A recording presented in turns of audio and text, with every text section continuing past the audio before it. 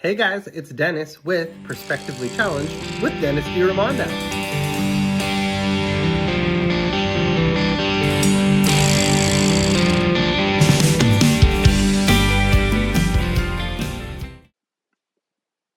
Hey guys, episode 2. Thank you for joining me. And let me just start off by saying thank you to the hundreds of people, 500 plus people who have followed my Facebook page, to the I'm not even sure how many subscribers I have now on my Spotify, Apple podcast, and my YouTube channels. But thank you so much for listening. I'm overwhelmed. I've had so many people in the last 2 weeks that have reached out to me to tell me their story or just give me something. I even had somebody give me a book that she said fit right in with what she thinks I'm doing here. And any kind of growth in conversation has just been wonderful. So thank you. There's been so many unexpecteds that have come up in the last 2 weeks since I published my first video. And I'm incredibly grateful and I'm super excited to keep going. So, as far as excited goes, if you've been around me the last 2 weeks, you'd have known that I have spent so much time digging into this next topic, which is work sucks. And while I've been doing my research for this one, I've had at least 4 epiphanies, 4 changes in mindset.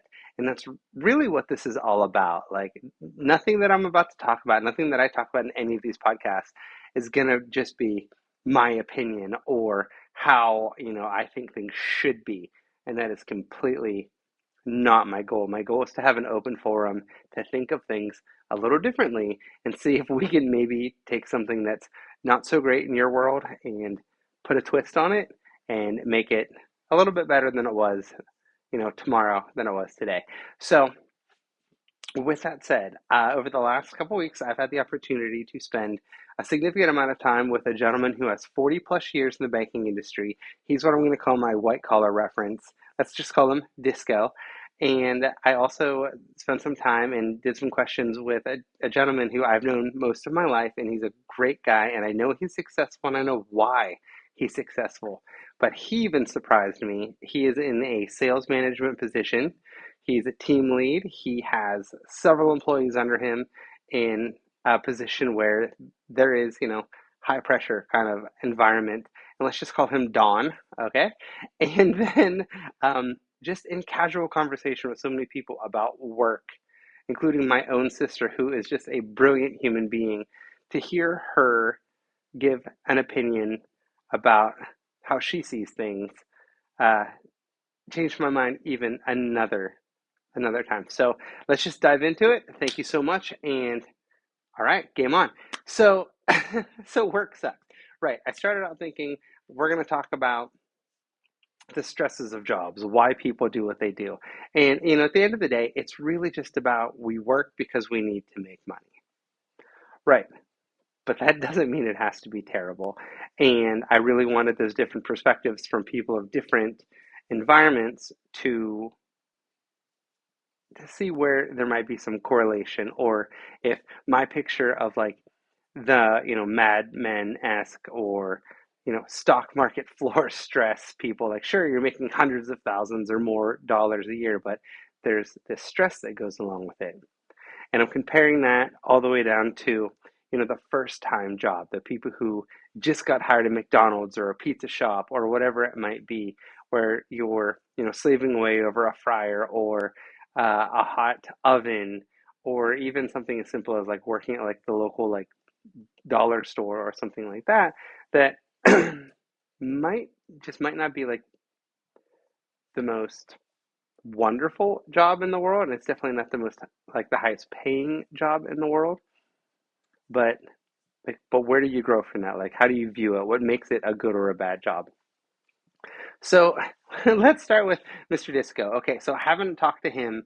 I really, I expect him to talk about stresses and just, high pressure environments and things like that. And what I learned was during his 40 some years in the banking industry, he started as a branch manager, and then he worked his way up into a corporate position where he did bonds and like commercial loans for hospitals and things of that nature.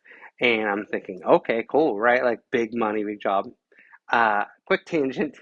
He asked me if I'm doing this to make money, and I thought that it caught me off guard. But I never once during my interview with him asked him about money because our conversation was all about lifestyle and purpose and value, and it was amazing. So let's jump back into that. So, all right, so from the branch level, it wasn't even what I thought. Like he said, yeah, the challenges that he had were, of course, dealing with staff, people calling off, or just troubles. But from a customer perspective, from like the people that came into the bank, I think he gave me the reference like 6 out of every 100 people were difficult or had a hard time dealing with them, and that was stressful. Just dealing with the public in general can be stressful because not everybody's on the same page. Everybody wants what they want, and if you can't give it to them at whatever level, you're going to catch attitude, and justified or not, it's a sucky place to be. But he said as he moved up the ladder, started helping at hospitals, he said that it was really a great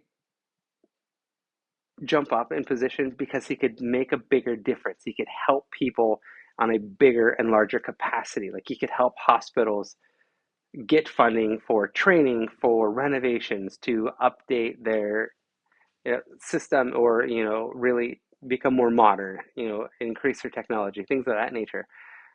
And so of course the question then was like, so what was stressful about that? Like he was the middleman.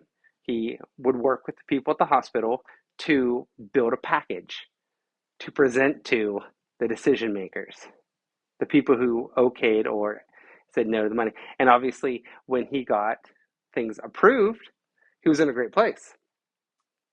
But when, for whatever reason, the money was declined, even if the package was good, or if he felt that, this is just a great opportunity for the hospital, for them to support the hospital, that when that didn't happen, that's where it was stressful. That's where he felt defeated. That's when his job was difficult. So it was really about the end user, like being able to help the people that he worked with. And that was so noble because, of course, I'm thinking you're in the banking industry. Everything's about making money. That's all that's mattered. But he kept the humanity side of it. He kept the purpose side of it through all those years. And I'll tell you right now, this is one of the greatest kind of people. I love chatting with him when I get the chance. Just an overall great guy.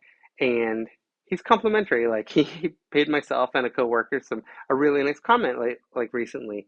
And you can tell people who compliment other people openly, especially genuine compliments, meaningful ones, you're a different kind of person, and you're the kind of people that I like to be around.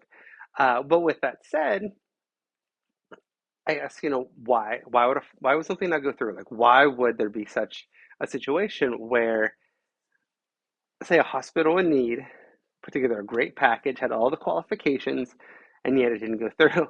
And I was shocked. The answer was politics. It always comes down to politics, people. Like, if there's the greatest thing in the world is happening, something about politics finds its way in there and just ruins a good thing.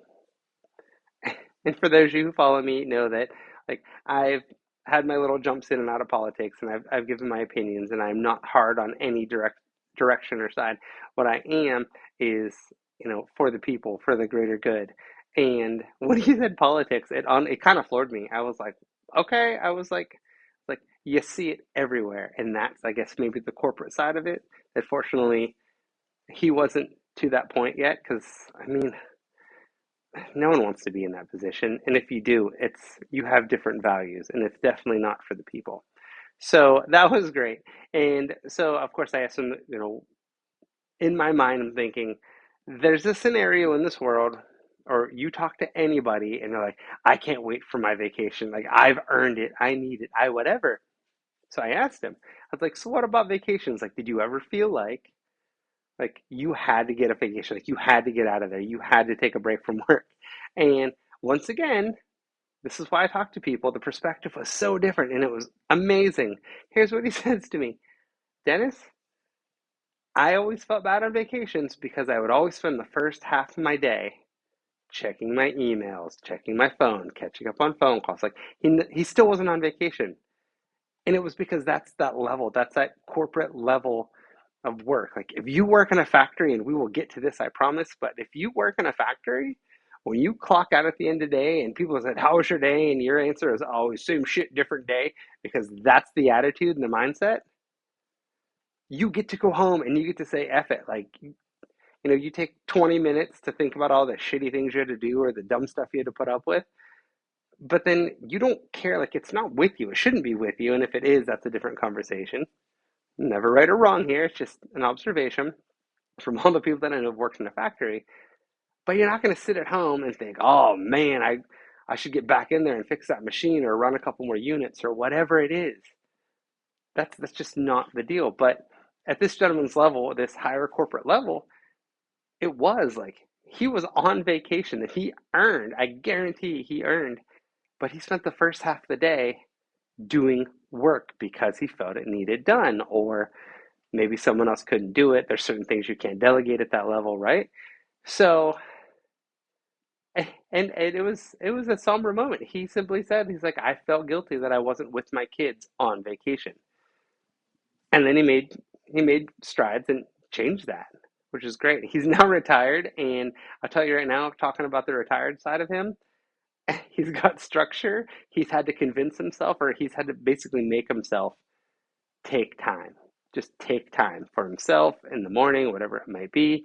And I mean, really just, I feel fortunate that I had the opportunity to sit down and talk to him about this. So again, the corporate side of it, at least in his perspective, I'm sure if I talk to like a lawyer or a surgeon or something, I don't really think a surgeon is white collar because it's pretty hands on. Um,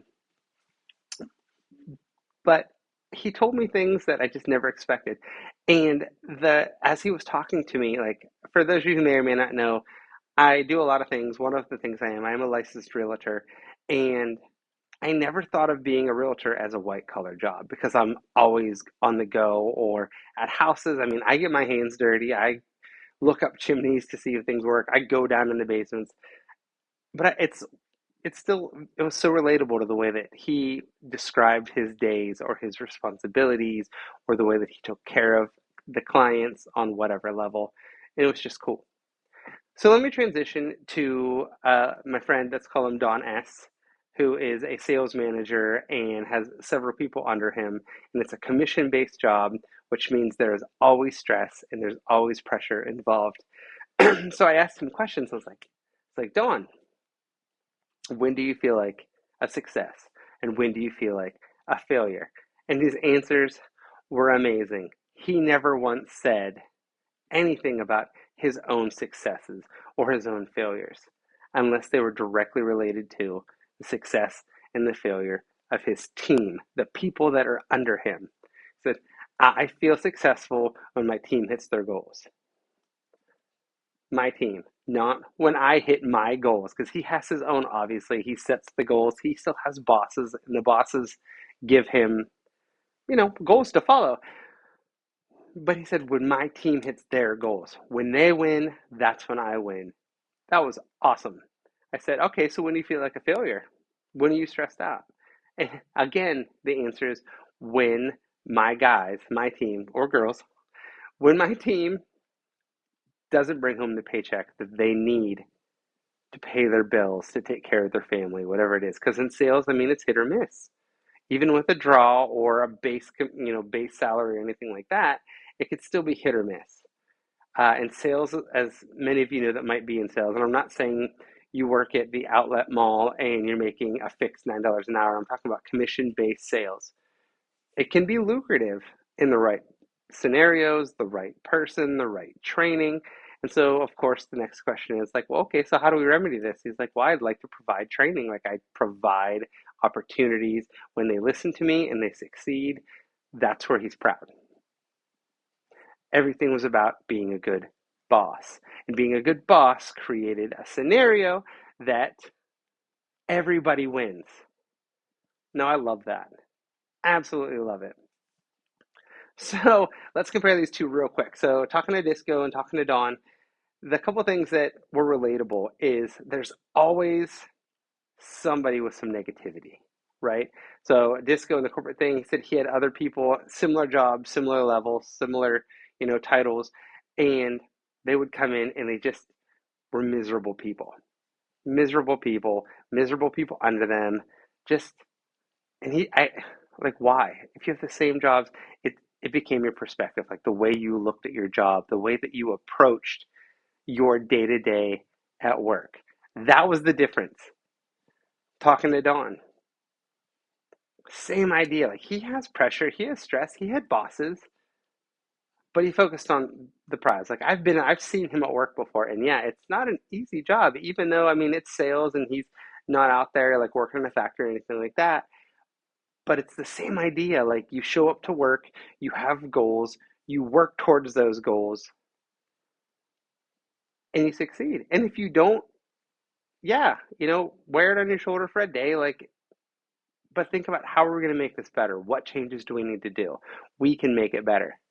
We, not me, not I, not them, not blame. We can make it better.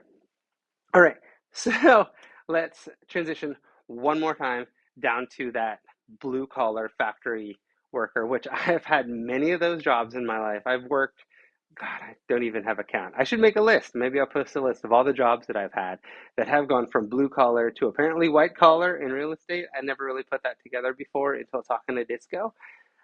Blue collar, white collar, work in a fitness center. I've done so many things. I've worked manual jobs, construction jobs. I've worked nonprofit. I've worked I've worked events on some of the highest levels, like the national marathon level, like events in the running industry. Like I've done some really, really cool stuff, and I've done some really, really grueling stuff. And let me tell you firsthand, and this is definitely just coming from my own thought process. I have enjoyed at some point every single job that I've had. Now, of course, I've left them for whatever reason, being angry or being annoyed at my boss or just being tired of the work. Like there's always a reason, there's always an excuse. But I took this time to reflect when I was preparing for this episode, and I thought to myself, like, well, was it really that bad? Like, did I really have a problem with these jobs? And quite frankly, no. No, like maybe the owner, the boss, my direct report, or whatever it was, maybe I didn't enjoy working for them. And it wasn't just because I was being made to do tedious tasks. I was getting paid. I knew what the job was. But at the end of the day, like I always got something from it. You know, you get a paycheck, but it's more than that. Like I always looked at every job that I've ever had as an opportunity to build experience, to learn. I've always found value in every job I've ever had. I worked for a concrete mason one summer, like hauling cinder blocks and pouring sidewalks and just doing all kinds of crazy things like that. Just super manual labor position. I got paid okay, but I learned so much about the concrete industry. But the guy that I worked for, I'm not gonna, throw him out here anywhere, but the guy that I worked for was just a miserable person to work for. Like we did not connect. I did not enjoy it. As soon as I made enough money to get me through my next semester of college, I got the paycheck. I got home. I called him up. I was like, all right, I'm done. Like I got what I needed. Thanks for everything. I'm out. Never burn a bridge. That's another rule that I have. Never burn a bridge. I'm into building bridges, not burning them. But there was value. Like there was value in that job. Like sure I got paid, but I learned from it. I worked for a restoration company, like painting houses, power washing, doing things like that. I think maybe I was in high school at the time, and I dislike that. I don't use the H word, which hate. I don't use that word. I dislike that job. I dislike that guy. My coworkers were all older than me, so I was just like, the grunt of the group. But I learned so much about just honestly about like a single person owned business working for like not a company or a corporation. I'd worked for like a VFW, I worked at Long John Silver's, but I learned so much about restoration, painting, pressure washing. I never played with a pressure washer before. They hurt. Don't hit your foot with them. I learned that when I was a teenager. And I guess I'm rambling, but the whole purpose is that like any job you have can have value. The job itself is not the thing that makes it miserable. It's not the thing you hate. There's something, oh, I said the H word. It's not the thing you hate. It's, there's always another factor, and that is the truth of why work sucks. When I was talking to my sister over Easter, we were talking about how the kind of climbing up the ladder or putting in your time scenario was to her. And she blew my mind with just the simplest thought, which was she said, I noticed that the more money you make, the less money, or the less, sorry, she said, the more money you make, the less hands on and labor intensive the job is. And when you're in a position where there are tiers and levels, like what she's talking about, like just an employee to a supervisor to a manager, assistant manager to a district manager, whatever it is, like she saw that like the employees, the new kids on the block, the people that are just getting started, and a term that I'm going to use right now that's just putting in your time, they get paid the least. But once they get some experience and you move up to, say, a supervisor, sure, you have different responsibilities. Now you're monitoring the new kids, the people that are doing the tasks that you did, right? You're you're not responsible for cleaning the fryers anymore, and you're not responsible for stocking all the heavy, smelly things or whatever it might be. You're responsible for keeping an eye on them and making sure they're doing a good job. Just like apparently, if you got, you know, a promotion, you did a good job at that too. You did a good job or you wouldn't have got there. So now you're making sure they do the good job. And if they don't, what do? Encourage them, teach them, train them. I don't know. Are you a good leader? You were a great worker, but does that make you a good leader? You don't know until you get there, right? So then you move up again. Now you're an assistant manager or a manager. And now you have like maybe a whole store or a whole group or a whole team under you because you put in your time, you built the experience, you have something to share. But how many times does that person not have the skill set to teach what they know or to encourage, or they just don't have that charisma to lead people? And it turns out they're not a good manager. And what do you think that transition like translates to? It translates to the people under them not having a good experience. And that's why they didn't like the job. You sign up for a job, I'm going to use, fast food, for instance. You sign up for a job, you're like, okay, you're going to be in the fryers, you're going to be in prep, you're going to be whatever. The expectation is set. You know what you're supposed to be doing. You're going to be making food, cleaning things, doing floors, mopping, whatever. The expectation is there. But you didn't expect to have someone above you who doesn't know what they're doing. And it doesn't mean they don't know how to do the fryers and they don't know how to mop the floor. It means they don't know how to lead a team. They don't know how to be the person that's responsible for you. They only knew how to take care of themselves. So if you're in a position right now where you are a manager, you are a supervisor, you have people under you, and you know people don't like you, I, first of all, recognize that.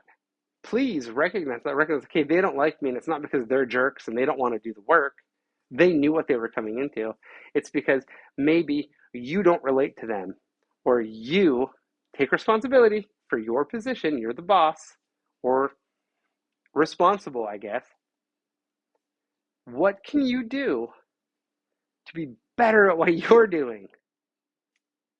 I mean, if you're in a job that just time in position is all it takes to move up, good for you, but don't make people's lives under you miserable. You were there, hopefully, probably. You were there, right? You did the tedious task. You know how awful things can be. Help them. Make it better. Like, show them a trick. Like, you learn things along the way, show it. Not in a condescending way, like, oh, if you did it this way. Like, because that's just going to cause more animosity. Like, jobs that suck, 99% of the time, suck because the person that's above you is not a good leader. It's not that they're not good at their job. It's not that they're not a good person. It's just they're not a good leader. They can't delegate. They can't teach or train or encourage or make your experience what it really should be, what apparently their experience may have been for them to move up. We forget real quickly once, we're looking from a different step. Like once we're a little bit higher up, you forget what it was like to be below you.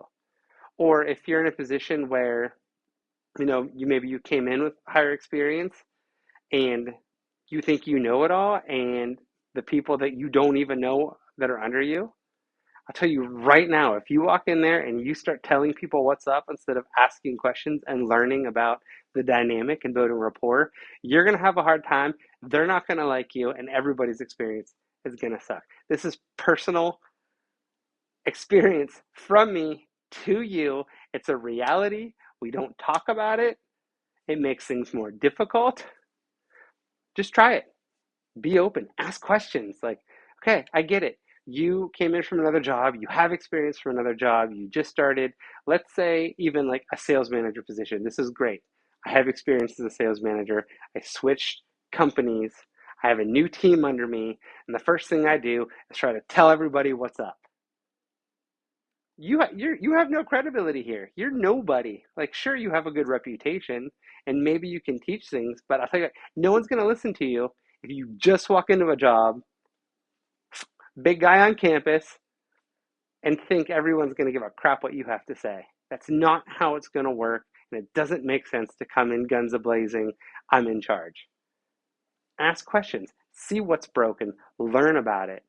I'll tell you right now, like I had a very similar experience. Like I took a job in a director position. Like let's talk about titles real quick. I was a director of an event company, and the previous director, nothing against him, no problems with him, dude was checked out.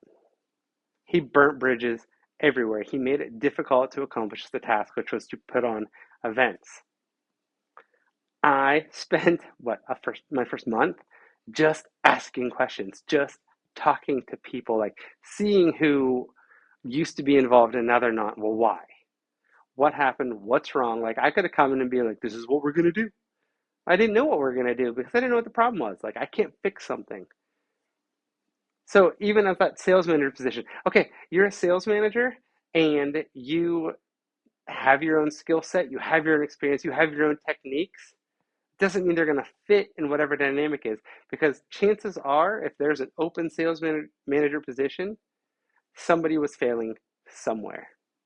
You have an opportunity to make it better, to improve on it, because if it was already great, that person probably wouldn't have left. The position would have been, or they would have recruited from within, right? And these are all realities, but we just don't talk about them. So with all of that said, like jumping all the way back to why does work suck? It's all about perspective.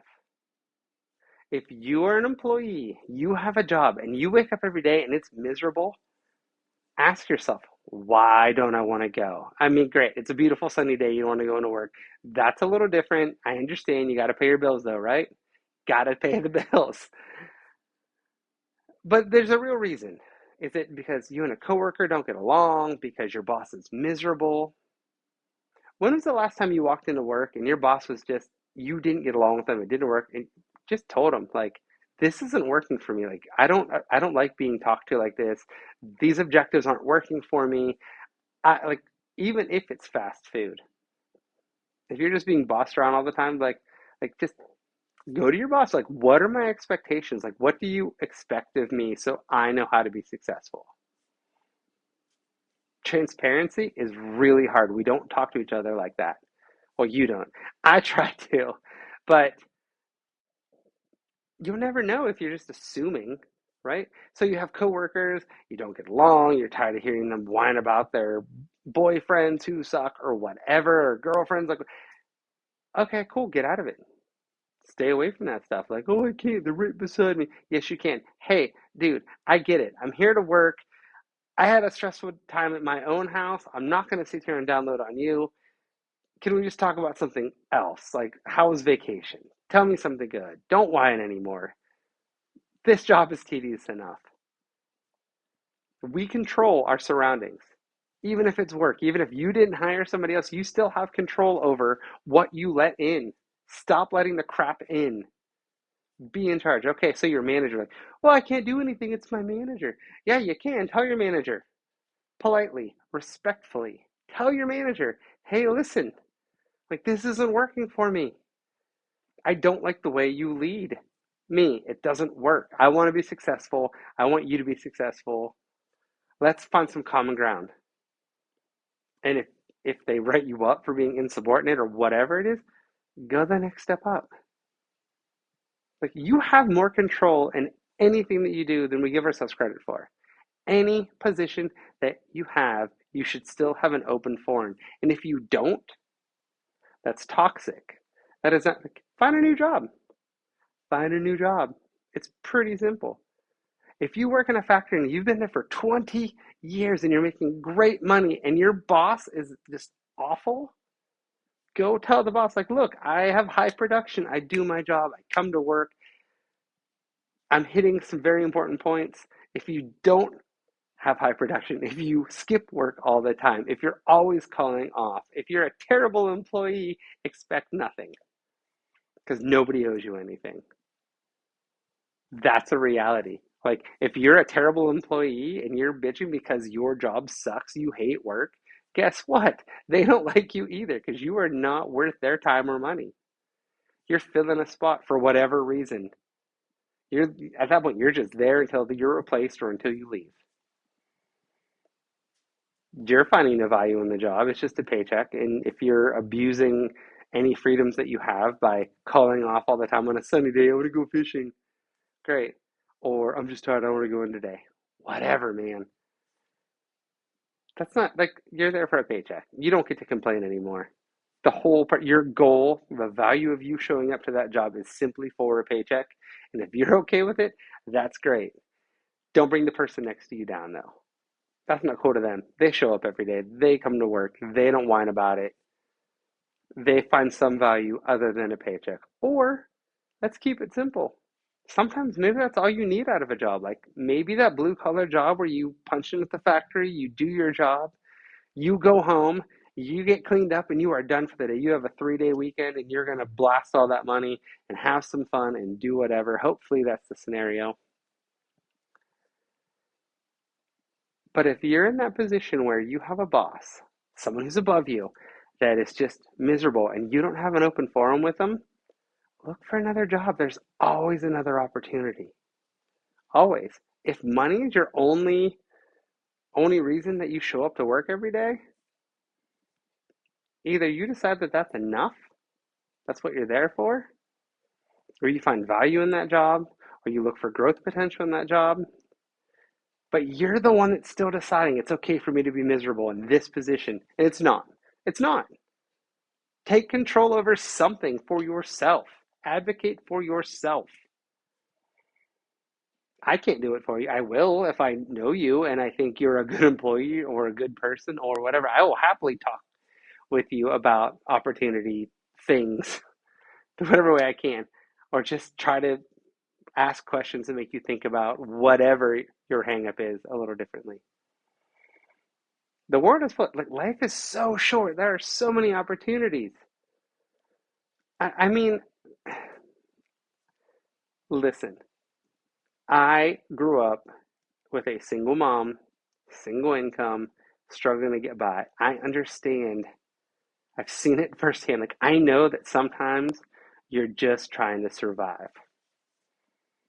It took a while for my mom to get more education, to jump up in her career path, to start making a little bit more money. But the priority was all take care of the kids, roof over the head, food on the table, clothes on their back. Not a lot, but take care. Like, the priorities sometimes are not about what you need or what you want or what will make you happy, except for I'm taking care of my kids the best I can, and give yourself some grace. I understand that situation is so stressful and trying and depressing and hard. And when you have to tell your kids no because you can't afford it, because getting you that toy or putting gas in the car to get to work are your only two options, That's just a sucky reality of life, but it is a true reality, and I've lived it.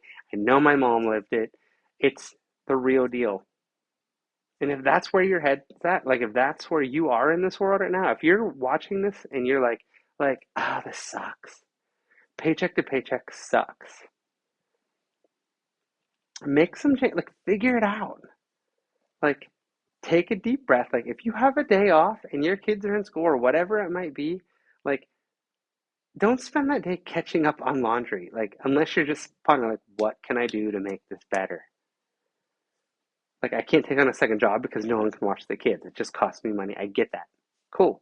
Can I go to school? Can I do night school? Can I do online school? Guys, online school is a great way to learn another skill on your time.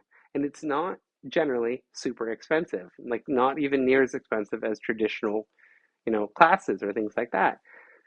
There's always an opportunity, like spend some time on Indeed, look for other opportunities, better pay. And you're always going to give up something to better yourself or to have another opportunity. Like if you are in a job and you feel stuck and you're like, oh, I have 3 weeks of vacation pay, but if I take this new job, I'm gonna have 2 weeks of vacation pay, but I have growth potential.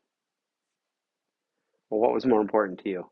The long-term growth potential or five extra days of not being at a job that you don't enjoy being at anyway, right? Like, what is it? You have to make a choice, and it's not always easy. Life is not ideal. Like I have a term I like to say, paycheck to paycheck plus. That's the American dream. That's what we don't strive to be rich. We say it because it sounds amazing.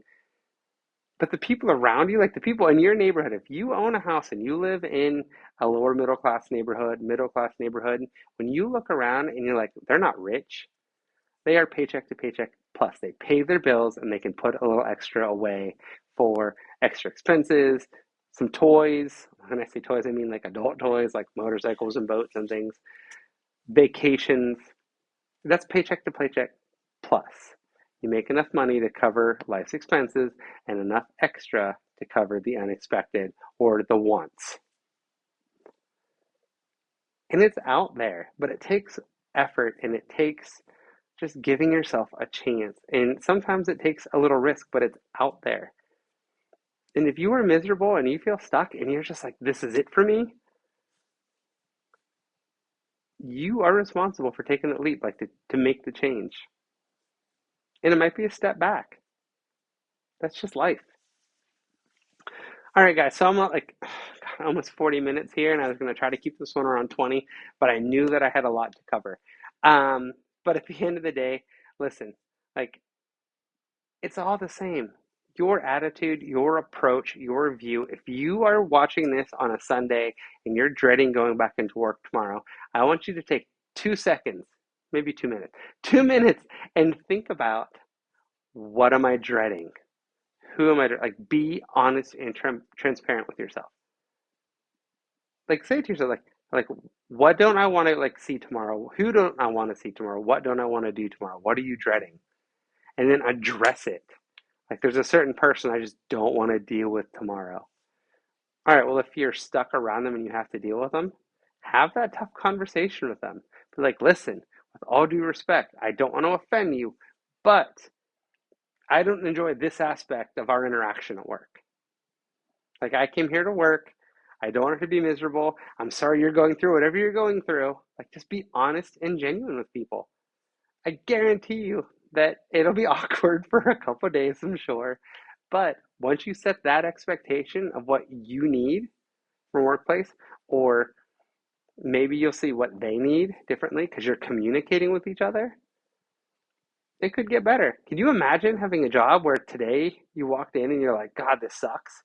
And then you took action in a positive way, not just bitching about somebody else's bitching? Because what do you think that does? We're compounding, right? We're not making any progress. We're not going to make anything better. But can you imagine going in today and being like, oh, this is going to suck, but I'm going to do something hard. We're going to make it better. And then coming in the next day and you're going to go in there and you're going to tiptoe because you're going to be like, oh my God, I don't know what I'm walking into. And what if it's better? What if it's just like, hey, how's it going? How's your night? Hey, I really appreciate the talk yesterday. Guess what? That's a reality. It can happen, but you have to make it happen. All right, guys, so much to think about. Like, this could be a 2 hour conversation. I have so much more I wanted to cover, but I just really think it's time to call it. Um, please, please, please, please uh, follow me, write me some comments. I want to hear what you guys have to say. Like, I love talking to people about their jobs. And I know there's 1,000 other perspectives that I haven't even addressed. Like, everybody I talk to brings up something different. So please reach out to me, talk to me. I want to hear what you're thinking. I want to know what's going on. Thank you so much for subscribing and watching and listening and just supporting this journey because I'm growing and I hope you're growing with me and just wonderful. All right, guys. Tomorrow is going to be a better day than today. I promise. Make it happen. All right, guys. Thank you all so much. Enjoy this outro music. Wimberly.